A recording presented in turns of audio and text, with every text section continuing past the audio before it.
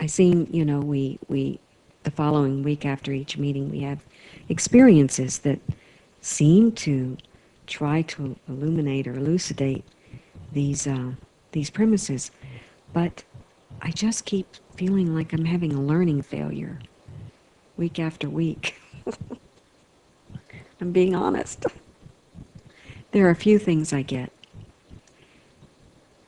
and I'm afraid I'm going to have another one of those weeks where I'm constantly given a puzzle. Well, first of all, let me tell you, this is a very long book. And what you don't get today, you will have the opportunity to get again.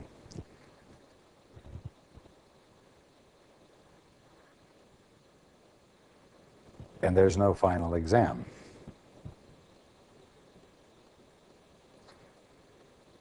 I want you to go ahead and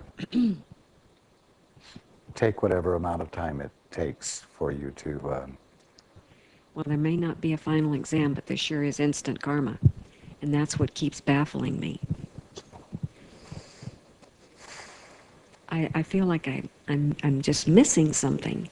And I ask my guide, what is this missing ingredient that I cannot recognize in my week that I can say, wow, that's just like me. I keep having experiences where I have to say, no, that's not like me. Indeed.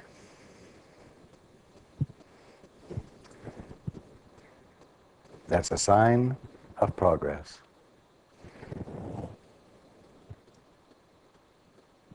When you see your own or another's ego premises governing, you do indeed have to be able to say, no, that is not me.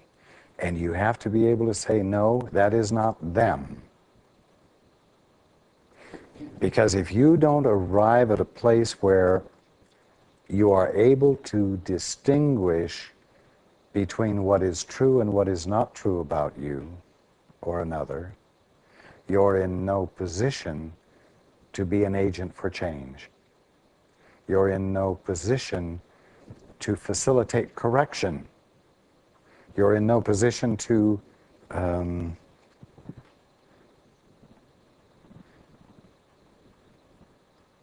promote improvement.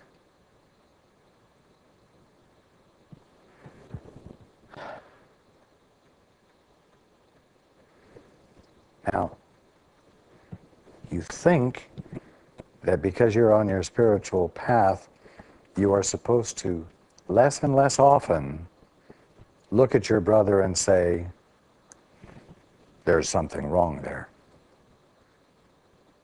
As though saying, quote, there's something wrong there, unquote, is creating a problem there.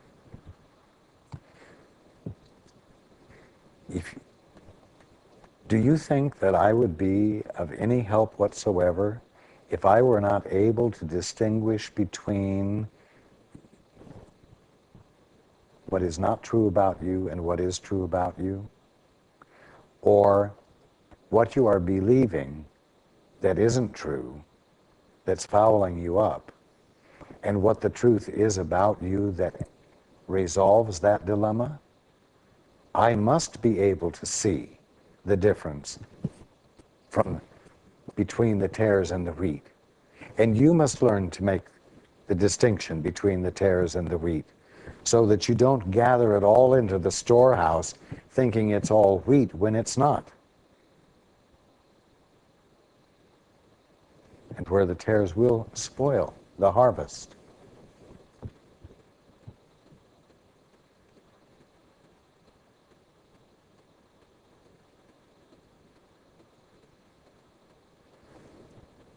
You know what? If you're only getting 2 or 3 things a week that are gelling,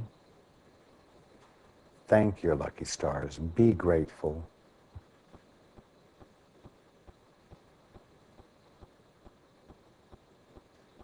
And don't set a task for yourself that you're supposed to be doing better. For any of you to be seeing truth more clearly in any respect no matter how minuscule it is, it's the leaven that leavens the whole lump. It has an effect that is far-reaching because it constitutes a gift you are giving that is real.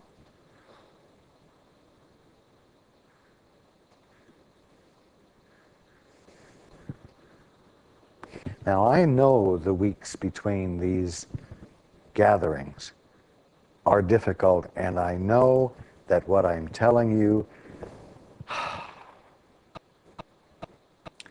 is causing unsettling to occur within you. But what's becoming unsettled are the conceptual structures that have been keeping you bound. They are being weakened.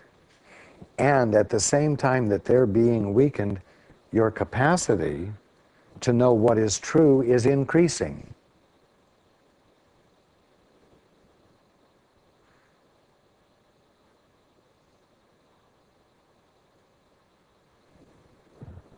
I know some of you feel like the further along we go, the less loving you seem to be able to be. Not because you're not feeling loving, but because you feel called upon to not join in the ego's invitation to mutually agree upon the truth of a lie.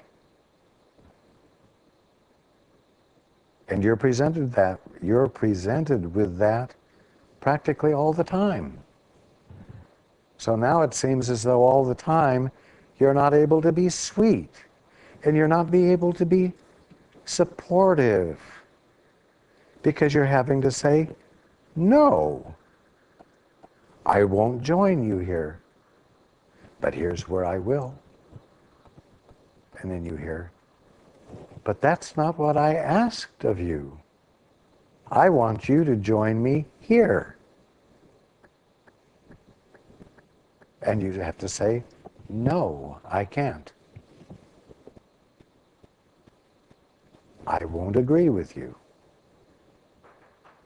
I won't behave in a way that that allows you to be comfortable when you can't be comfortable because what you're doing doesn't fit with the way things work.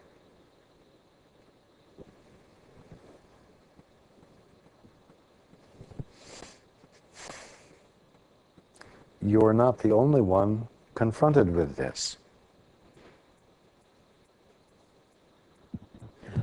Paul feels less fortunate than he thinks I am, because I can say, I won't join you in your illusion, and then you can't find me to disagree.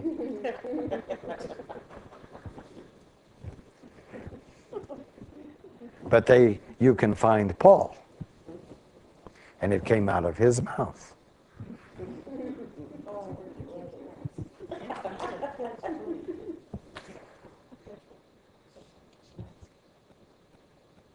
But you know what?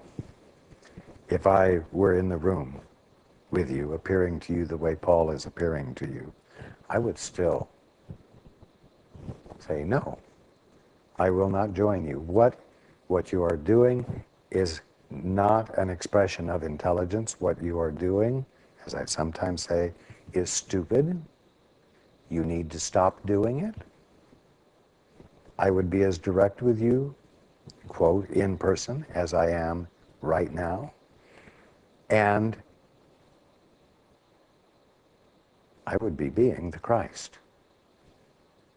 And you are being the Christ when you do not swerve from the consciousness of truth that will relieve suffering, even though the one confronting you says that being unconscious of the truth is what will preserve my comfort and stop the suffering.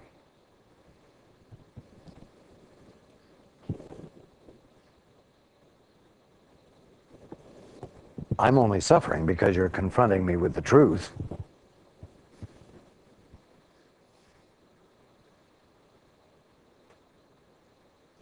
Well, if you're like me, you have no problem saying to them, that's true. You are suffering because I'm presenting the truth, and you want to operate in a truthless arena. In other words, an arena in which lies are accepted as useful, meaningful, valuable, and not destructive, not undermining of all that is worthwhile. Do you see? That's what you're asking for. Do you see the destructiveness of it? Do you see the unprofitability of it? Do you see that it does not serve to do anything other than keep you absolutely in an experience of suffering? They say, no, no, no. No, no, no. It's the truth. It's what you're trying to get me to see that is disturbing my peace. It's not what I believe that's disturbing my peace. It's the fact that you won't shut up and leave me at peace in the way I see things. You have to be willing to be the Christ and continue to not join when the ego seeks agreement, wanting you to believe that a lie is true.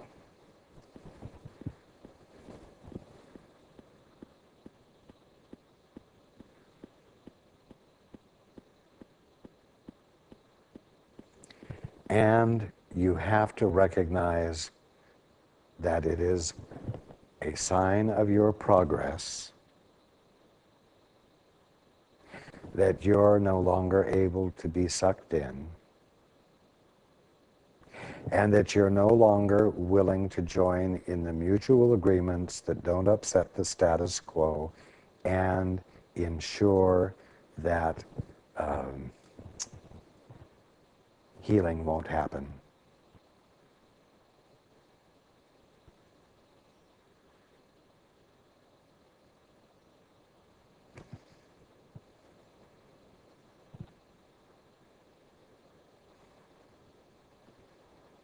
Okay.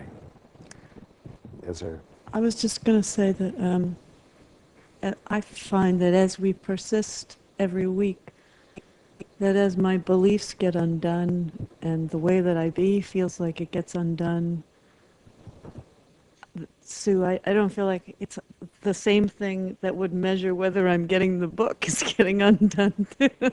So it just sort of feels like it's unraveling a lot of ways that I've measured whether I'm getting something or whether I'm a success at something, or do you know what I mean? Because like the thought structures that I operated within to measure that feel like they're fading as well.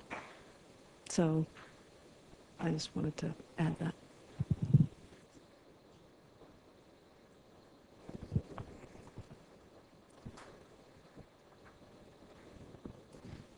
Raj, from what you have been saying today, I'm getting the feeling that we have a twofold function, and that is to become more clear of the vision of who we are, and at the same time we're dismantlers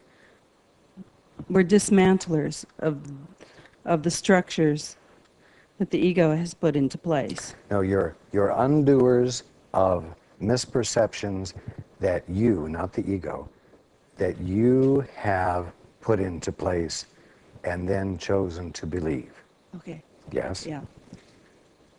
And the way and how we do this is critical. Well, the only thing that's critical is that you actually do it.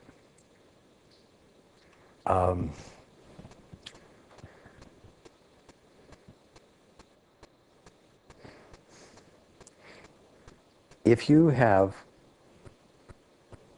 gone into a forest alone that you're not familiar with, and you have marked with a rope trees along the way so you could retrace your steps and get out of the forest. The only thing that's necessary to get out of the forest is, well, we're going to say in terms of awakening and undoing false steps that you took away from home. The only way you can truly retrace your steps and undo the steps that you've taken is to come back to each tree and take the rope off and carry it with you out of the forest. Many of you have marked well by your decisions your trek into ego structures. And many of you say, I want to wake up and I want to undo these. And so you start back out of the forest, but you leave the ropes there so that you have a backup, so that you have a safety net, you might say, so you can get back to the part of the forest where you had managed to establish a certain degree of comfort.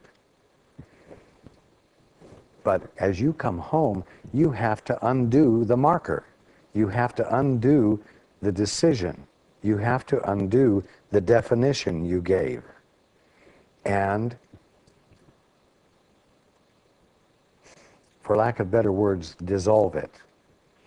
You have to take the marker with you so that the way back is no longer marked. You can't find your way, it's over. Exactly. Otherwise, you're playing with the idea of waking up. Oh, I'm on my way to the pearly gates. I'm on my way to the gateway to the kingdom of heaven. But I know how to get back where I was if it gets to be too much for me, you see. That's what I was talking about yesterday. When you dive into the pool without a backup so that you swim for your life, so that you make commitment to being where you are and coping with the experience of being from there, because then you bring yourself fully to the moment you're in and fully to the capacity to experience in what way the water does support you that is entirely different from the way the solid land supported you that you're familiar with. So it isn't how you do it. It isn't how you come out. It's not how you undo it. It is that you actually undo it, that you untie the ribbon or the rope from the tree and carry it with you so that there is no marker to lead you back, because you have committed yourself to abandoning the old paradigm, abandoning the old values, abandoning the old attractions, abandoning the ways that you had sought for fulfillment that weren't fulfilling. But at the same time, we're learning not to be angry with those who are still involved. I mean, this is where compassion now, because I remember you saying not putting the tips on the arrows when they come, when you Indeed. disagree, when you Indeed. take your stand and you say absolutely no more, and then you get the argument feeding back. And this is where a lot of us have got tripped up. We get caught up into the drama again because we don't know how, or we haven't learned, or we haven't made the choice, or we haven't, whatever we haven't done, to put the shield up that keeps the tips, keeps us from putting the tips on. But you see, when I look at you or I look at anyone else here, and I recognize when you're doing something unintelligent, I recognize that, but I don't get upset about it. Right. I recognize it and I don't ignore it, but I don't get angry about it. And I also don't leave it alone. I speak appropriately in the process of facilitating correction, because correction still needs to occur whether I'm upset by your ignorance or not. You see what I'm saying? Right, and you can even take a very harsh, it may be sounding harsh, but you don't feel harsh inside.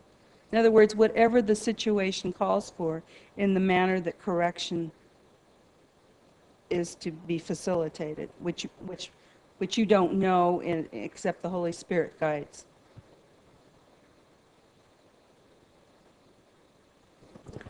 That it's you are moving into a fringy area here, because it has nothing to do with behavior.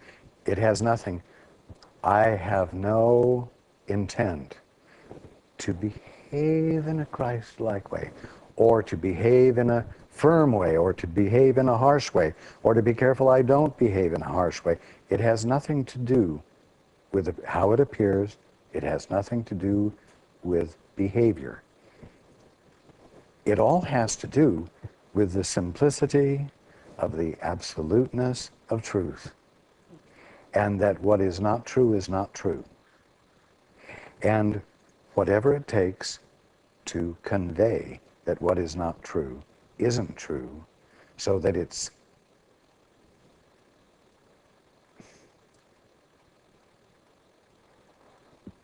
invalidity can be clear enough to register with the one I'm speaking to, I will do. But it's all relative to the truth and its illumination, and has nothing to do with me being an agent for change, or me handling myself in this way or that way, you see? I thank you for clarifying that, because it gets confusing on how it's supposed to look sometimes. Well, but I've never ever talked about that it's supposed to look like something. No, I understand, but not all of us are there, have gotten that yet. Now, why are you asking this? What does this have to do with making one's way back home? I'm going to put it bluntly. Did you ask this question for everyone else's benefit, or does it have something to do with you? Because if you ask it for everyone else's benefit, you're getting into territory that is irrelevant to your waking up and is none of your business. And I'm not just saying this to you.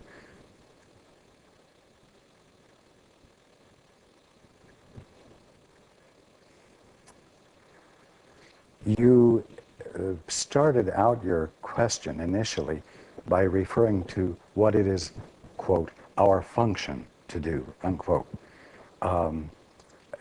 I do want to pick up on those words, because if you're talking about a function other than being the unobstructed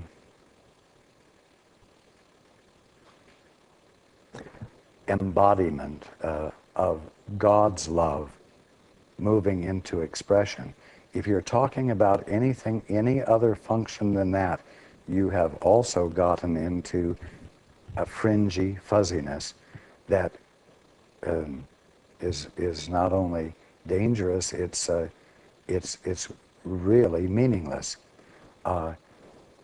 If you're going to talk about your function, like as a teacher of God, or our function with our brothers, you have moved out of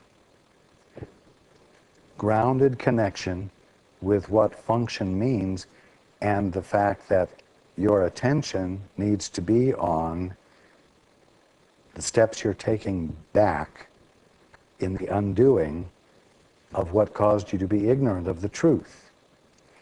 I mention this because it ties in with your subsequent comments about how it appears to others. Well, I meant it is being appropriate. I mean, it all evolves around that. Appropriate in what And context? appropriate in the way we stand up for what we see as true and how we deal with those who don't agree with us.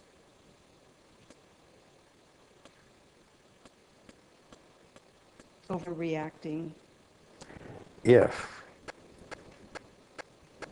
emotion, if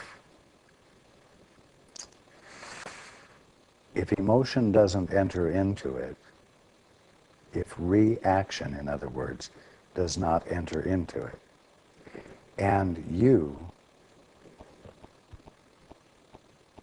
are paying attention to what the truth truly is regarding the circumstance, you will end up conveying what the truth is because you'll be experiencing it clearly. And there won't be a you expressing the truth.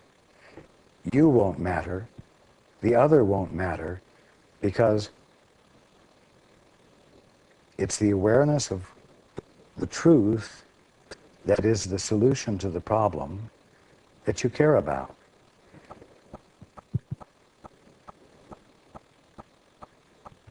How offensive have you experienced me to be? No. But I don't mince words. I'm straight.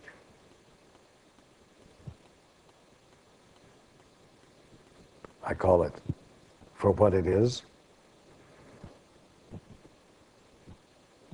Why isn't it offensive?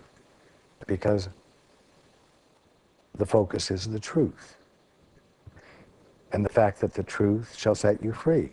The truth is freeing. It's what isn't the truth that's binding.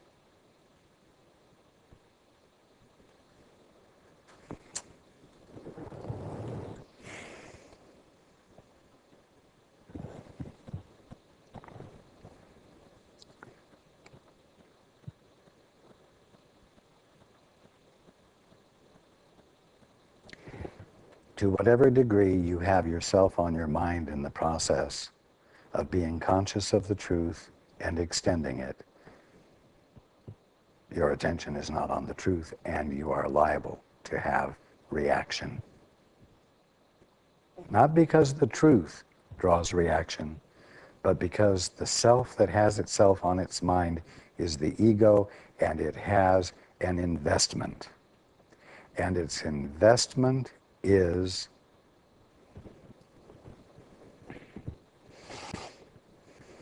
self-defense. And its best means of self-defense is to express superiority, because superiority puts people in their place. Superiority is frightening. Superiority can be overwhelming. So, if you have a self on your mind, well, I'll put it this way. If Paul had himself on his mind right now, what you would hear would be entirely different. If you have a self on your mind, then indeed you need to worry about how you're going to do it. Because this self that you have on your mind is going to see to it that there's an element in the picture, an element in the extension of truth that will draw attention away from the truth to the one extending it and cause flack and cause disturbance So be careful how much you have yourself on your mind in considering any of this that we're talking about, because it will elicit reaction when it's at play. And what we're talking about has nothing to do with self-consciousness.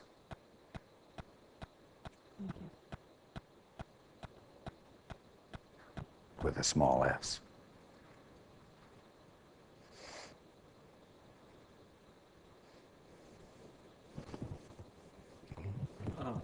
Raj, I thought it was very simply and sweetly put about how you said that God is being, and he sees himself being and recognizes himself in that. How do we fit in as creations of God? In other words, do we have the distinct ability, or does all his creations have the ability to be able to see ourselves as part of God and recognize that? Is that where our place in the scheme of things is as function? Because we're not God, and we're not an effect of God. So it's like we're have benefit of the full spectrum, like he does.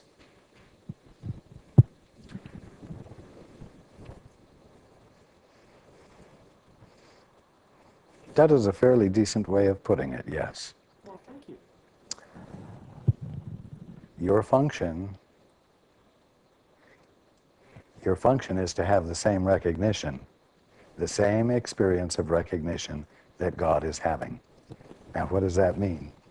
That you say, oh, I recognize myself. I recognize myself as a creation of God in all that God is being. No. You, like God, recognize God in everything. You are here to be the acknowledgement of God. You are here to glorify God by introducing nothing extraneous into your conscious experience of things, nothing extraneous to the pure conscious awareness that everything you are experiencing is God. Now, because at the moment you're all preoccupied with this fantasy of being an independent self, you think that you're going to disappear if that happens.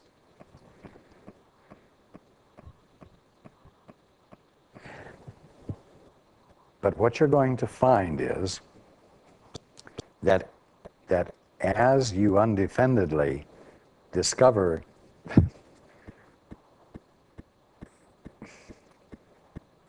these words do not convey it, but I'm going to say the gloriousness embodied in each and everything, you are going to lose the sense of being a separate observer of it and recognizing God in it. As you recognize God in it, you will recognize, for lack of better words, that you are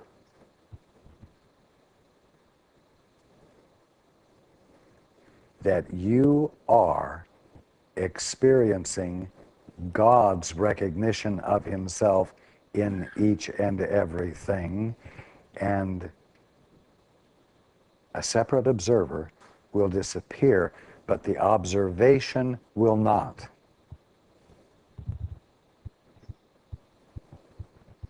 It's like becoming one with a sunset. You're looking at the sunset, and then all of a sudden, you're in the sunset, and it's hard to just you're just feeling the bliss of it all, and it's not you looking at the sunset. You know, it's not like you could take a picture of the sunset, and then you would be outside the sunset. You'd be objectifying it, but there's a high moment where you lose yourself in the sunset, and that's like our current But you lose yourself without disappearing, Right. because you're still having the conscious experience of being conscious, Right. except that now the I amness of being consciousness is not artificially divided as an experience. And one other thing that came up for me when you talked about, we look at it and us, and or the ego does, and therefore there's something to be defended against. This makes it sound like an inane question, but I want to ask it. So like one night I'm leaving here, and I walk outside, and a thunderstorm starts to rage, where it's cold and driving rain and everything. If I were in my proper function, if I were in my function, I wouldn't experience it as an unpleasant experience. Well, that's absolutely true. I wouldn't feel cold. I wouldn't feel like I was being wetted on or, anything like that. It would just be all happening. But what if you were suddenly faced with the experience of finding liquid love rolling down your arms and being beautiful and being loving, so that the sensation on your arm was one of your arm being loved? And then further, I'm going to say, evolving into an experience of the liquid love running down the arm, and the arm itself being in a love affair of mutual acknowledgement and extension of love.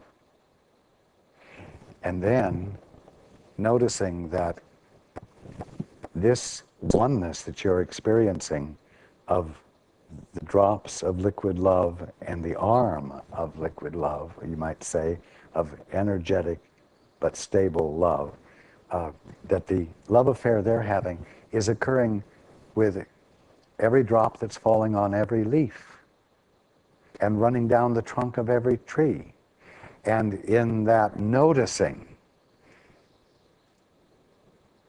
you have the experience of the drops running down the trunk, and the trunk, who are loving each other, loving you as well, because they're not separate from you. So that this expands into a very large experience, whatever the territory that the rain is falling in, of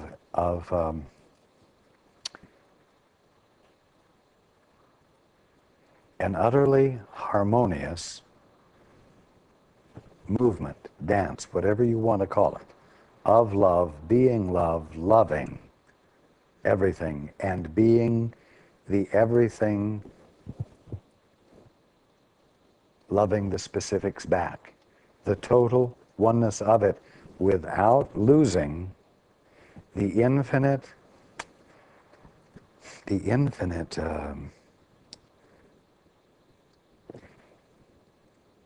energetic patterns that are experienceable as drops and leaves and bark and soil that was dry that is soaking it up, and on, you see?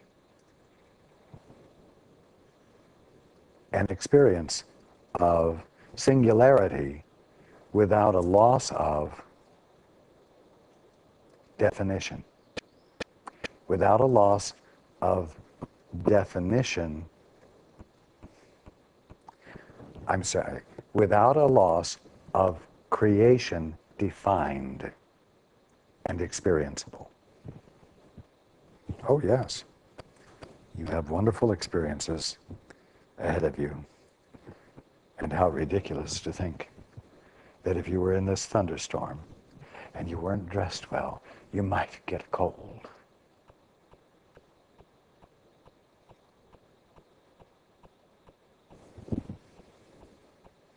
Okay.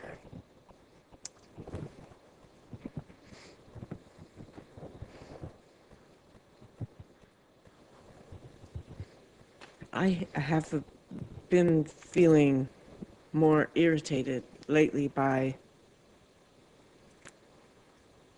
things that aren't true. And I don't know what to do with the irritation. I know that when I do try to speak up to say, no, that's not true, and I'm not going to join that, sometimes I feel the integrity of it, and I'm able to feel what's actually going on there between myself and the other person that I'm in disagreement with. But sometimes I feel the emotion. And I'd like to know if you have something you can tell me that would help me. Oh, yes, I do. Oh, I kind of had a hunch.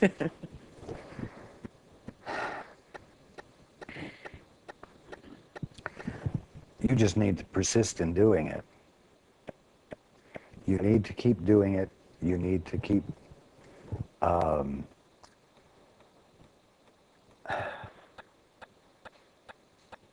well, you need to keep, you need to continue not to shut your mouth. You feel vulnerable in doing it because it's an unfamiliar behavior. And while it's unfamiliar to you, those who are coming from an ego place will recognize that you're not on solid ground and will challenge you and will threaten you and suggest that you're vulnerable for your straightforwardness. One could say you need to get a thick skin, but that's a defense. That's a layer of protection. Experience will provide you the persistence of doing it, and the experience that accrues from it will begin to demonstrate to you that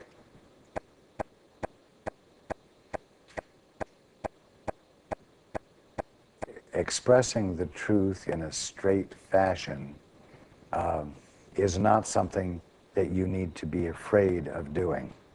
Even if it happens in places that, like with my boss at work, I found that I couldn't play the game of, I could not play that power game of she was going to tell me something and I have absolutely no interest in hearing it. It had nothing to do with work. It had nothing to do with the quality of the work that I produce. And I said, I'm sorry, but I can't talk to you. I cannot talk to you right now. And I walked out with her following me, saying, you get back here. You get back here. This isn't work. And I said, no, I asked you not to talk to me. I'm unable to talk to you right now. And there you still are. You are still here. And her mouth moved up and down a couple of times and she left. And I thought, oh my God. And then I picked up the phone and dialed a patient like nothing happened. So that's what I'm asking, is that okay, even though it's awkward? Absolutely. Just keep trying Absolutely. and then eventually I'll feel comfortable. The only things you're afraid of are the things you don't know you don't have to be afraid of. And you won't learn that you don't have to be afraid of it until you engage in it persistently enough to find out that the world doesn't collapse and that the invitation to be unintelligent together with someone else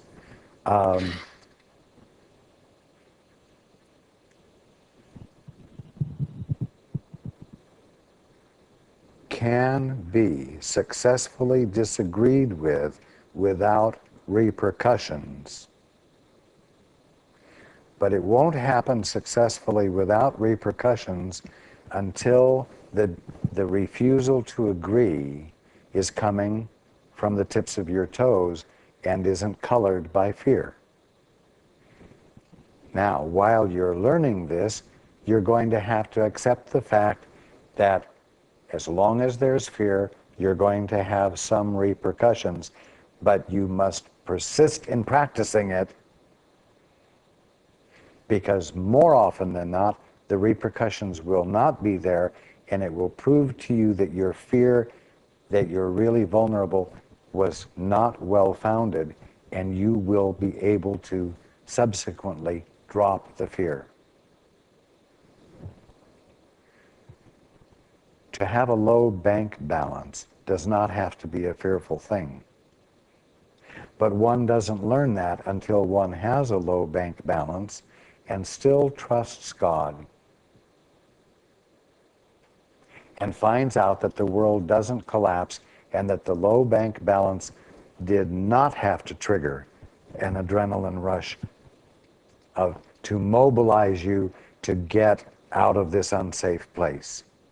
The amount of money in your bank account is not justification for peace or fear. I'm just picking an example. Speaking up is not an occasion for peace or fear, but your habit and your conditioning says it is. And that's why the fear is there. And so you have to be bold and go where no Robbie has gone before.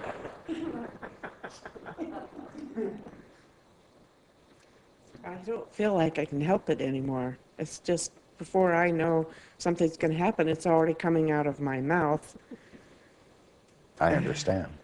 and that's okay. I just want to make sure I'm not losing it. Unless you want to be a miserable sufferer forever, it's better be okay for you.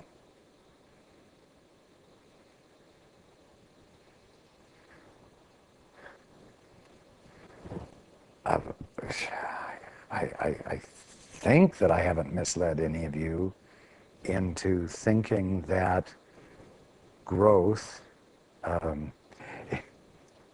is not going to involve change. I don't think I have implied that you're going to be able to grow and not be doing things in ways you haven't done them before that are therefore not immediately going to feel natural to you. Well, you're shattering a lot of culturalization. And you're shattering it because we've developed a whole nother culture around metaphysics. We Yes. just exchanged one thing for another for the most part.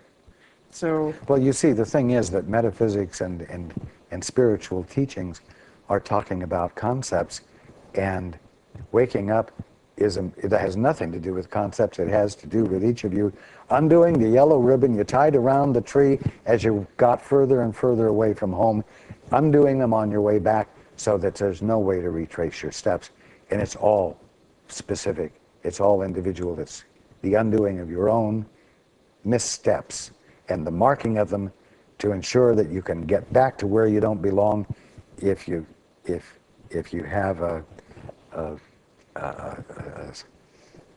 insane moment where you decide to go back home.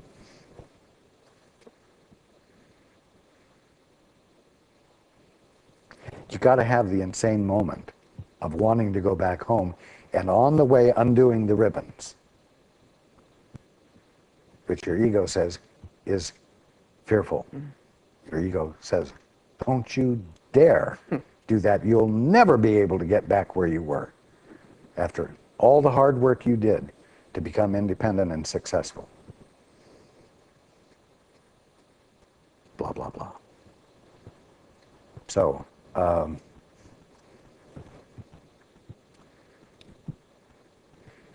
that's why I use the example of diving into the water without floaties on your arms or a life jacket, so that you'll swim for your life and bring commitment to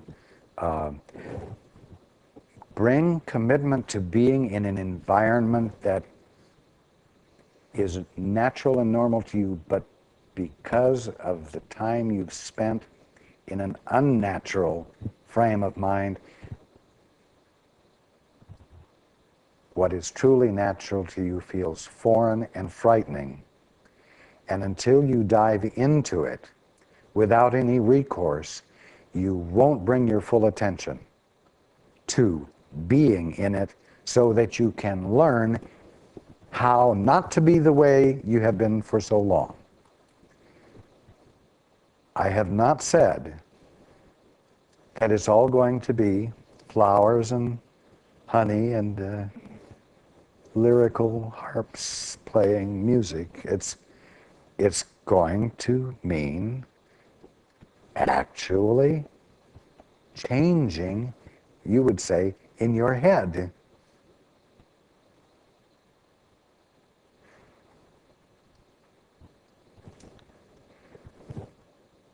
It takes courage to do it. But the Christ in you is already there, is already the ultimate. And on the one hand, you could say the Christ of you has all the courage it takes. And because you're undoing a step you already took, it's a step back that you're equally capable of taking. So in the end, it's not a big deal.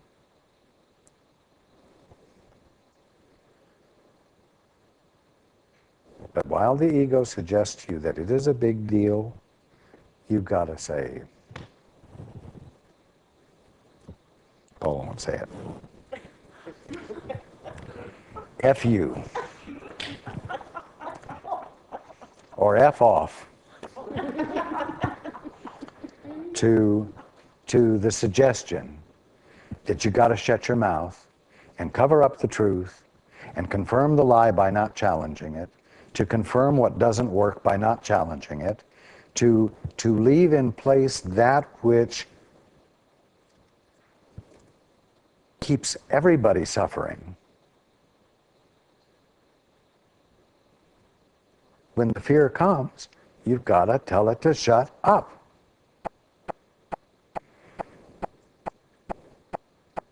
And once you're not afraid of that particular suggestion that the ego brings up, it will stop and you will be able to speak frankly and truthfully,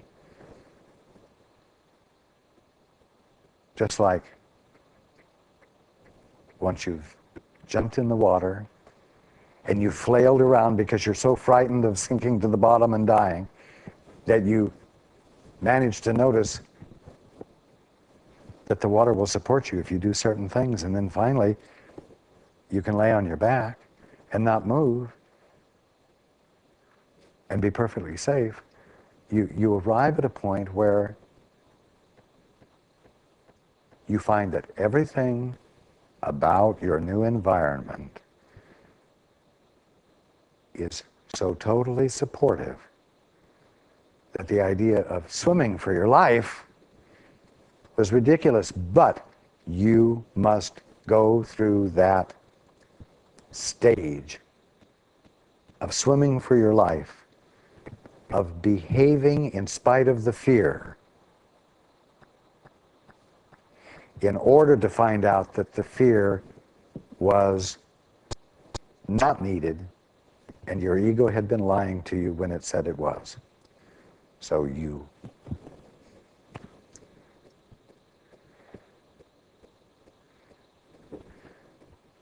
must understand that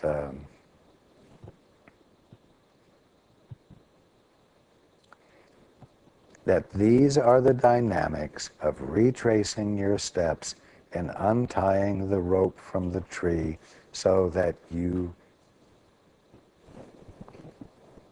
are expressing commitment to going home, commitment to experiencing the truth.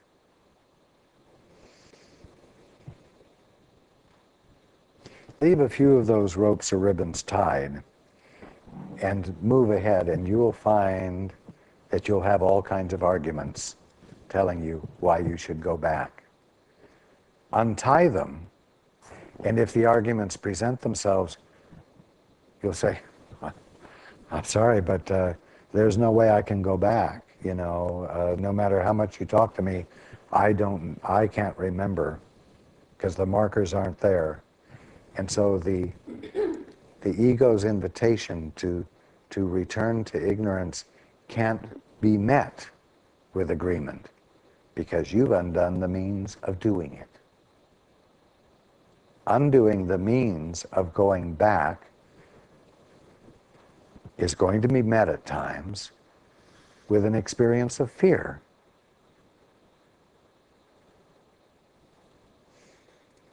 Understand that and still refuse